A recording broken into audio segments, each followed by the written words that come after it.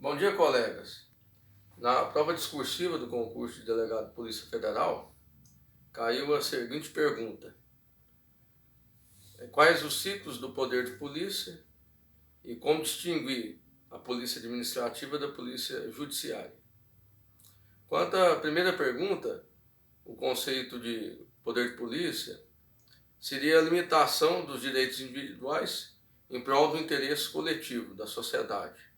Pode citar como exemplo a apreensão de mercadorias estragadas, a autorização para o porte de arma de fogo, a licença para dirigir ou para construir.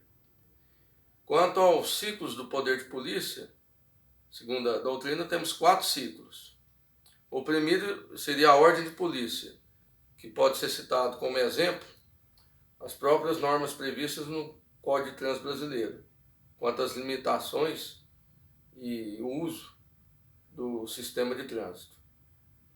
Além da ordem de polícia, temos também o consentimento de polícia, que pode ser citado como exemplo a própria autorização para dirigir veículos automotores, concedidos pelos DETRAN dos respectivos estados. Além desses 2 ciclos, temos também a fiscalização, que pode ser citado como exemplo a utilização de aparelhos medidores de velocidade para detecção de excesso de velocidade, os chamados pardais. E temos também, além desses 3 ciclos, a própria sanção de polícia, que pode ser citado como exemplo a aplicação de multas em decorrência do descumprimento das normas de trânsito, como por exemplo o excesso de velocidade,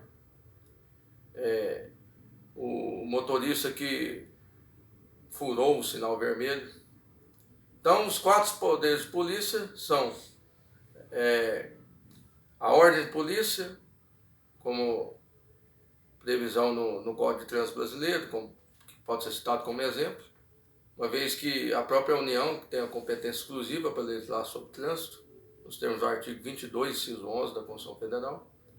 Temos também o consentimento de polícia, foi citado como exemplo a autorização para dirigir veículos automotores. Temos a fiscalização de polícia, que pode ser citado como exemplo os radares para detecção de excesso de velocidade. E, por fim, temos a sanção de polícia, que seria a aplicação de multas em decorrência do descumprimento da ordem de polícia ou das próprias normas que autorizaram o consentimento de polícia. E, segundo o STJ, somente o consentimento e a fiscalização poderiam ser delegados, uma vez que o poder de polícia é indelegável. Ou seja, só o consentimento, que no caso, por exemplo, a autorização de dirigir veículos automotores, a fiscalização, que, como vemos, geralmente o próprio Departamento de Trânsito delega a terceiros o próprio instalação de aparelhos medidores de excesso de velocidade. Portanto, a ordem de polícia e a sanção de polícia são indelegáveis, uma vez que, como foi citado no exemplo, a competência exclusiva da União para legislar sobre trânsito. E a aplicação de multas só pode ser aplicada pelo poder público. Superada essa primeira indagação, quanto à polícia administrativa, ela possui caráter eminentemente preventivo, e que pode ser citado como exemplo a própria polícia ostensiva da polícia militar para evitar crimes, a apreensão de mercadorias estragadas feitas pela Secretaria de Vigilância Sanitária, a própria aplicação de multas administrativas pelo IBAMA em razão do descumprimento de normas ambientais. E vemos também que a própria polícia administrativa ela tem foco nas próprias infrações administrativas. Quanto à polícia judiciária, ela tem foco na investigação e na aplicação repressiva, ou seja, após o cometimento do crime.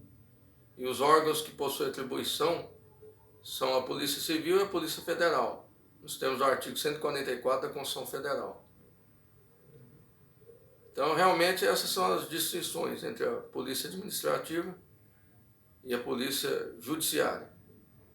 Essas considerações que eu tinha a fazer aos senhores. Muito obrigado pela atenção. Bom dia.